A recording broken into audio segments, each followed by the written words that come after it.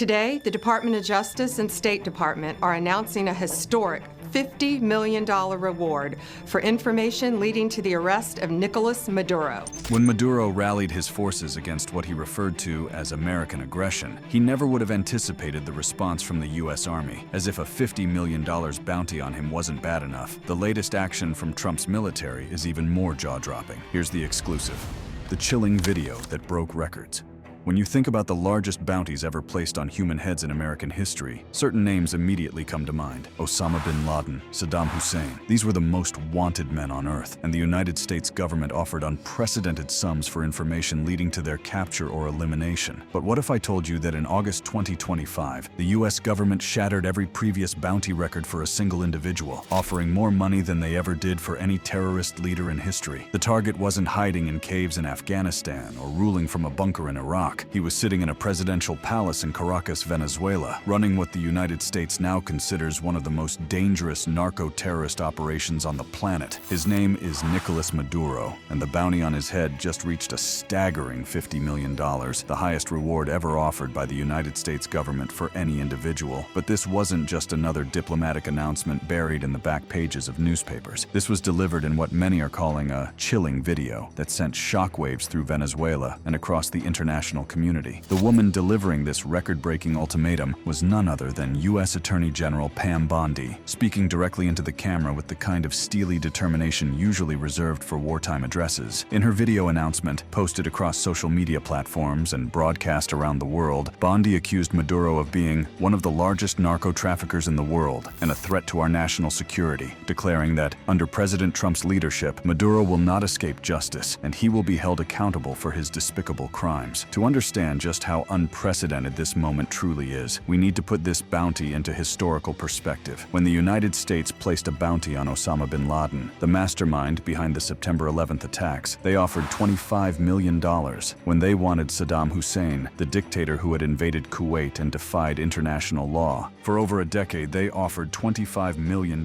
These were men who had declared war on America, who had killed thousands of American citizens, who represented existential threats to U.S. interests around the globe. And yet, Nicolas Maduro, a man who has never directly attacked American soil, who has never orchestrated terrorist attacks against U.S. citizens, now has a bounty that is double what was offered for those notorious figures. This isn't just about money. It's about sending a message that reverberates far beyond the borders of Venezuela. The journey to this $50 million bounty didn't happen overnight. It represents an escalating campaign of pressure that has been building for years. The reward for Maduro began at $15 million in March 2020, following his indictment on narco-terrorism charges. In January 2025, under the Biden administration, it was raised to $25 million, framed as a show of solidarity with the Venezuelan opposition. Now, just months into the Trump administration's second term, it has doubled again. But what makes this particular announcement so chilling isn't just the astronomical sum, it's the allegations that come with it. According to the Department of Justice, Maduro isn't just running a country, he's running what they describe as a criminal enterprise that spans continents. The U.S. government alleges that Maduro has collaborated with major criminal organizations, including the Tren de Aragua, the Sinaloa cartel, and the Venezuelan Cartel de los Soles, to traffic fentanyl-laced cocaine into the United States. The scope of these alleged operations is staggering. According to U.S. officials, they have seized more than $700 million in assets tied to Maduro, including private jets, luxury vehicles, and enormous quantities of narcotics. To put this in perspective, the U.S. government claims to have confiscated more money from this one man than many small countries generate in their entire annual GDP. But the real shock came in the details of what the U.S. government claims to have already accomplished in their campaign against Maduro. Beyond the $700 million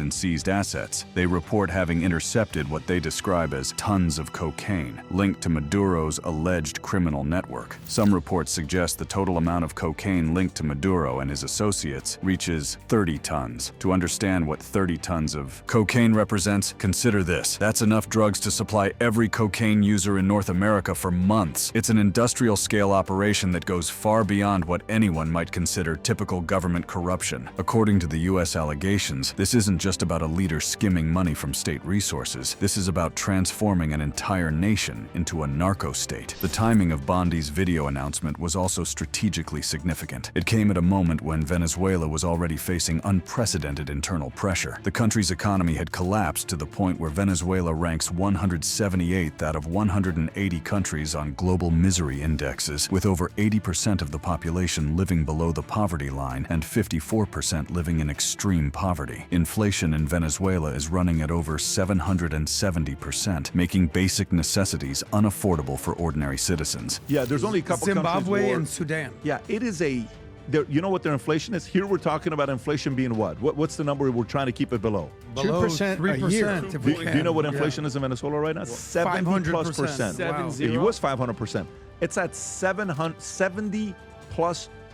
This is the context in which Bondi's video landed like a bombshell. Here was a country already on its knees economically, with citizens fleeing by the millions, and now the world's most powerful nation was essentially declaring open season on their president with the largest bounty in human history. The international reaction to this video was swift and polarized. Venezuelan Foreign Minister Ivan Gil immediately condemned the reward, calling it a crude political propaganda operation and a smokescreen. But the dismissive response from Caracas couldn't hide what many observers saw as genuine concern about the unprecedented escalation. What made this situation even more complex was the involvement of multiple U.S. government agencies in the announcement. This wasn't just the Justice Department acting alone. Both the Department of Justice and the State Department jointly announced the bounty increase, with Secretary of State Marco Rubio emphasizing that Maduro had led the Cartel de los Soles for over a decade. This coordinated approach suggested that the $50 million bounty wasn't an impulsive decision, but rather part of a carefully planned strategy involving the highest levels of the U.S. government. The video also revealed something crucial about how the United States views the current global landscape. By placing such an enormous bounty on Maduro, larger than any terrorist leader in history, the U.S. government was essentially declaring that narco-terrorism represented as significant a threat to American national security as traditional terrorism. This represented a fundamental shift in how America prioritizes its threats and allocates its resources. This skepticism would prove to be premature.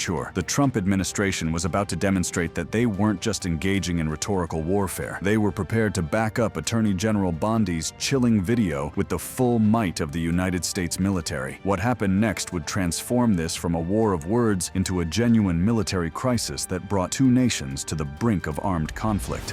Warships, militias, and the brink of war. If Attorney General Pam Bondi's $50 million bounty video was designed to send a message, President Maduro's response demonstrated that the message had been received loud and clear. But rather than cowering in fear or seeking diplomatic solutions, the Venezuelan leader chose to escalate the situation in ways that no one could have predicted. What followed was a military mobilization on both sides that transformed the Caribbean into a potential theater of war. Just days after Bondi's chilling video announcement, the United States government made a decision that sent shockwaves throughout Latin America and beyond. On August 18, 2025, the U.S. deployed 3 Aegis-guided missile destroyers, the USS Gravely, USS Jason Dunham, and USS Sampson, to the southern Caribbean, supported by 4,000 sailors and Marines, surveillance aircraft, and possibly a submarine. To understand the significance of this deployment, you need to understand what Aegis-class destroyers represent in terms of naval power projection. These aren't just ships. They're floating fortresses equipped with some of the most advanced weapon systems on Earth. Each destroyer carries dozens of guided missiles capable of striking targets hundreds of miles away with pinpoint accuracy. The fact that the United States deployed not 1, but 3 of these vessels, along with thousands of military personnel, sent an unmistakable message. This was no longer just about bounties and rhetoric. The deployment was officially framed as part of a counter-narcotics mission, but nobody was fooled by this diplomatic language. Counter-narcotics operations don't typically require the kind of firepower that was now positioned just off Venezuela's coast. This was the largest U.S. naval presence in the Caribbean in years, and everyone understood what it really represented: a show of force designed to demonstrate that America was serious about collecting on that $50 million bounty. The scale of the operation was breathtaking. Beyond the 3 destroyers, reports suggested the deployment included P-8 maritime patrol aircraft for surveillance, amphibious vessels, and possibly nuclear submarines. This wasn't a small-scale interdiction effort. This was the kind of naval task force typically assembled for major military operations. Anonymous sources within the Pentagon revealed the true scope of what was unfolding. Reuters reported that the 3 American ships deployed could arrive off the coast of Venezuela as early as Saturday, carrying 4,500 military service service members, including over 2,000 Marines. The inclusion of Marines was particularly significant. These aren't naval personnel designed for ship-to-ship combat, but rather ground troops trained for amphibious assault operations. The psychological impact of this deployment on Venezuela was immediate and profound. Venezuelan state television began running continuous coverage of the approaching American naval force, with anchors describing it as an imminent threat to national sovereignty. But more importantly, the deployment triggered a response from Maduro that revealed just how seriously he was taking the American threat. In a move that stunned international observers, Maduro announced what he called a special plan that would fundamentally transform Venezuela's defensive posture. Speaking on state television with the kind of urgency typically reserved for wartime addresses, Maduro declared his intention to mobilize the largest citizen militia in the history of the Western Hemisphere. This week, I'm going to activate a special plan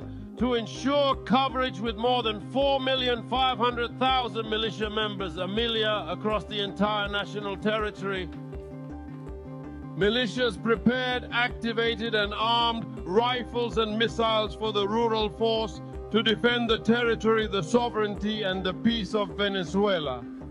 4.5 million militia members. To put this number in perspective, this would represent approximately 18% of Venezuela's entire population of 28 million people. If Maduro's claims were accurate, he was essentially declaring that nearly 1 in 5 Venezuelans would take up arms against any American intervention. The announcement was accompanied by a massive propaganda campaign designed to rally Venezuelan citizens to the cause. Venezuelan state television began broadcasting recruitment appeals around the clock, with presenters declaring that when your country calls, it's as if your mother was calling. The rhetoric was deliberately emotional, designed to tap into deep wells of patriotism and anti-American sentiment that had been building for decades. But international military analysts immediately questioned whether Maduro's militia numbers were realistic. Independent estimates put Venezuela's total armed forces at somewhere between 100,000 to 400,000 personnel, with many ranks hollowed out by desertions amid the country's economic collapse. The idea that a country struggling to feed its own population could suddenly mobilize 4.5 million effective fighters seemed far-fetched to many experts. Despite these questions about the actual effectiveness of Maduro's militia, the announcement had its intended effect. It demonstrated that Venezuela was prepared to fight rather than surrender their president to American forces. The imagery of millions of armed Venezuelans preparing to defend their homeland created a powerful narrative that resonated not just within Venezuela, but throughout Latin America. The militia mobilization wasn't just about numbers, it was about transforming the entire social fabric of Venezuela into a defensive network. Maduro ordered militia members to be deployed into workplaces and factories, creating an armed presence throughout Venezuelan society. This wasn't traditional military organization. This was the militarization of civilian life on a scale rarely seen outside of wartime conditions. But Maduro's response went beyond just mobilizing militias within Venezuela's borders. In a move that threatened to destabilize the entire region, Venezuela announced that 15,000 regular troops would be stationed along its border with Colombia, particularly in the Zulia and Táchira states. This deployment was ostensibly to fight drug trafficking, but everyone understood the real message. Venezuela was preparing for the possibility that American forces might try to approach from multiple directions. The positioning of Venezuelan troops along the Colombian border was particularly provocative because Colombia has been a key U.S. ally in the region. By essentially militarizing this border, Maduro was forcing Colombia to choose sides in what was rapidly becoming a regional crisis. The move put enormous pressure on the Colombian government, which found itself caught between its alliance with the United States and its need to maintain stability along its Venezuelan border. As news of the militia mobilization spread, residents of Caracas found themselves grappling with the reality that their country might be on the verge of war with the world's most powerful military. Venezuelan television began broadcasting footage of citizens signing up for militia service, with long lines forming outside military recruitment centers. The atmosphere in the capital was a mixture of patriotic fervor and genuine fear about what might be coming.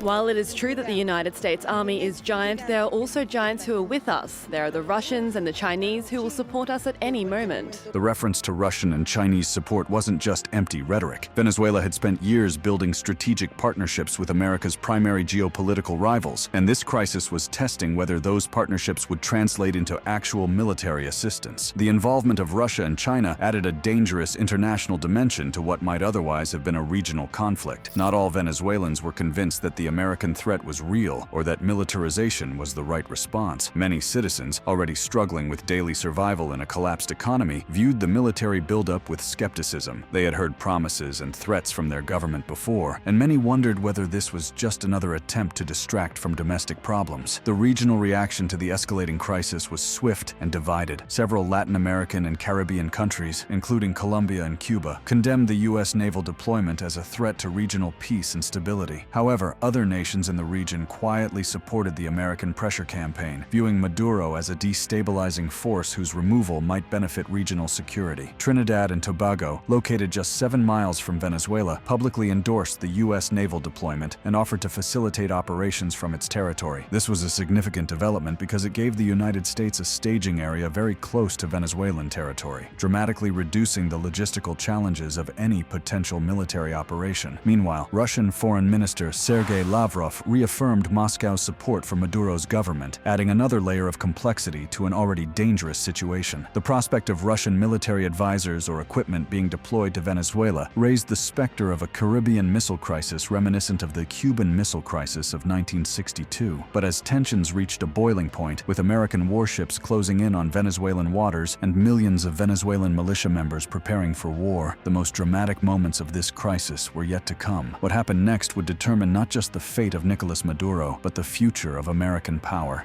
projection in Latin America and beyond. A dictator's defiance, and the global stakes. As American warships approached Venezuelan territorial waters and millions of militia members prepared for potential invasion, the world held its breath waiting to see how far both sides were willing to push this unprecedented confrontation. What happened next revealed not just the desperation of a cornered dictator, but the complex web of global relationships that had transformed a regional dispute into a potential catalyst for wider international conflict. Nicolas Maduro's response to the $50 million bounty and the approaching American naval armada was characteristically defiant. In a televised address that was broadcast across Venezuela and picked up by international news networks, Maduro dared Trump to arrest him, warning that such an attempt would provoke powerful retaliation and potentially mark the end of the American empire. This wasn't the language of a leader seeking diplomatic solutions. This was the rhetoric of a man who believed he had nothing left to lose. But Maduro's defiance wasn't just empty bluster. Behind the scenes, Venezuelan intelligence services and military commanders were working frantically to transform their country into what military analysts call a porcupine defense, making any potential American invasion so costly and complicated that it would deter attack through sheer difficulty rather than conventional military strength. The reality of Venezuela's military situation was far more complex than Maduro's public statements suggested. While he claimed to have mobilized 4.5 million militia members, the true state of Venezuelan defenses painted a different picture. The country's economy had collapsed so completely that even basic military operations were becoming difficult to sustain. The stark contrast between Maduro's alleged personal wealth and his country's desperate poverty had become a central part of the American case against him. How does a leader accumulate $700 million in assets while his people suffer from 20-hour daily power outages and lack access to clean water? This question resonated not just with international audiences, but increasingly with Venezuelans themselves. This historical context made the current crisis even more tragic. Venezuela had once been one of the wealthiest countries in Latin America, with citizens who were internationally recognized for their optimism and quality of life. The transformation from prosperity to misery under socialist governance had created millions of refugees and internally displaced persons, fundamentally altering the demographics of the entire region. The human cost of Venezuela's collapse couldn't be separated from the geopolitical drama unfolding in the Caribbean. Over 7 million Venezuelans had fled their homeland, creating one of the largest migration crises in modern Latin American history. These weren't just statistics, they were families torn apart, professionals forced to abandon careers, elderly people separated from their children who had fled in search of basic necessities. The American argument for intervention wasn't just about narcotics trafficking or authoritarian governance. It was about stopping a humanitarian catastrophe that was destabilizing the entire region. From this perspective, the $50 million bounty wasn't just about capturing one man. It was about potentially saving millions of people from continued suffering under a failed regime. The American strategy appeared to be designed around avoiding direct military confrontation while maximizing pressure on Maduro's inner circle. The $50 million bounty wasn't just about external enemies. It was designed to create internal instability by making betrayal extremely lucrative for anyone close to the Venezuelan president. You only need one of those destroyers, and we're sending 3.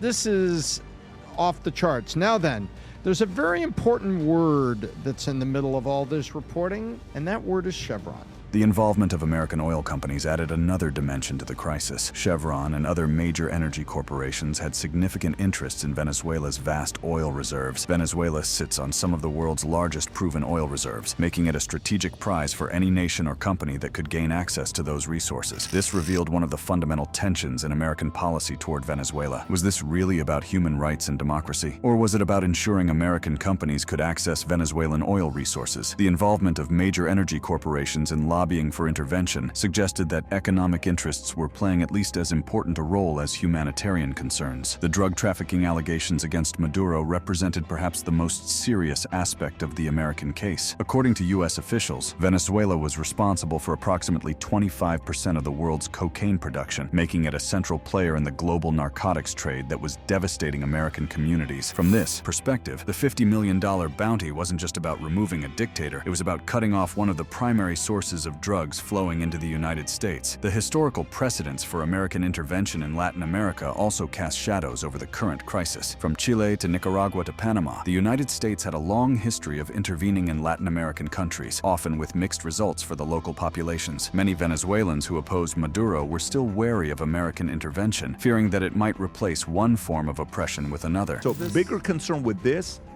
is if they allow them to continue, other Maduros in South and Central America are going to be like, oh, there is opportunity. America will allow somebody like me to be there. One, you got to get the oil to be circulating. The other one is you don't want another person to want to be like him. You don't want Mexico to be like him. The domino theory was clearly influencing American strategic thinking. The concern wasn't just about Venezuela itself, but about the precedent that allowing Maduro to survive American pressure might set for other potential authoritarian leaders in the region. If Venezuela could successfully resist the United States through a combination of militia mobilization, international partnerships, and economic diversification, other nations might attempt similar strategies. Mexico represented a particularly sensitive case study in this regard. The country was already dealing with significant cartel influence over government operations, and American policymakers worried that a successful Venezuelan resistance to U.S. pressure might embolden Mexican cartels to push for even greater political control. Iran's involvement in the Venezuelan situation added yet another layer of complexity. The Islamic Republic had its own reasons for supporting Maduro, including shared opposition to American sanctions and a mutual interest in developing alternative economic systems that could operate independently of Western financial institutions. Venezuelan oil could help Iran circumvent American sanctions, while Iranian technical expertise could help Venezuela maintain its energy infrastructure despite international isolation. The Cuban connection was particularly significant, given the island nation's long history of resistance to American pressure. Cuba had successfully maintained its socialist system for over 6 decades, despite being just 90 miles from the Florida coast. Venezuelan leaders had studied Cuban survival strategies extensively, and many of Maduro's defensive preparations appeared to be based on Cuban models of resistance. This analysis of Venezuela's international relationships highlighted one of the fundamental challenges facing American policy in the region. Venezuela had successfully diversified its international partnerships to the point where American economic pressure, while significant, was no longer existentially threatening to the regime. The days when the United States could single-handedly determine the fate of Latin American governments through economic sanctions appeared to be ending. The Venezuelan crisis was unfolding against the backdrop of a broader transformation in global power relationships. The unipolar moment that had followed the end of the Cold War, when the United States enjoyed unchallenged global dominance, was clearly coming to an end. Countries like Venezuela represented test cases for whether American power could still decisively shape outcomes in regions that had traditionally been considered part of the American sphere of influence. The economic implications of the crisis extended far beyond Venezuela's borders. Oil markets were already volatile due to various global tensions, and the prospect of Venezuelan oil supplies being disrupted by military conflict created additional uncertainty. Venezuela's status as a member of OPEC meant that any disruption to its oil production could have global implications for energy prices. What international oil group is Venezuela a part of? And everybody forgets about it. OPEC? Correct. Thanks, They Tom. are the lone OPEC representative in the other hemisphere. And they went to OPEC so that they could get pricing controls and other things because they didn't have a working government to help. And so right now, Maduro is just out there. The OPEC dimension added another layer of international complexity to the crisis. Other OPEC members had varying degrees of sympathy for Venezuela's situation, but they also had practical concerns about how instability in Venezuela might affect global oil markets and their own economic interests. As the standoff intensified, with American warships positioned off Venezuelan waters and millions of militia members mobilized throughout the country, the world watched to see whether this would become the first major military confrontation of what many observers were beginning to call a new era of great power competition. The stakes for both sides were enormous. For the United States, success in removing Maduro would demonstrate that American power remained decisive in the Western Hemisphere despite the changing global balance of power. Failure, however, would likely embolden other adversaries and accelerate the transition to a multipolar world order where American influence was more limited. For Maduro, survival would validate his strategy of resistance through international partnerships and domestic mobilization. It would prove that small countries could successfully resist American pressure if they were willing to pay the necessary costs in terms of international isolation and domestic hardship. For the Venezuelan people, the outcome would determine whether they would continue to live under the current system, face the uncertainties of American intervention, or potentially see some form of negotiated transition that might offer hope for improvement without the trauma of military conflict. Thanks for watching. Check out other cards on the screen.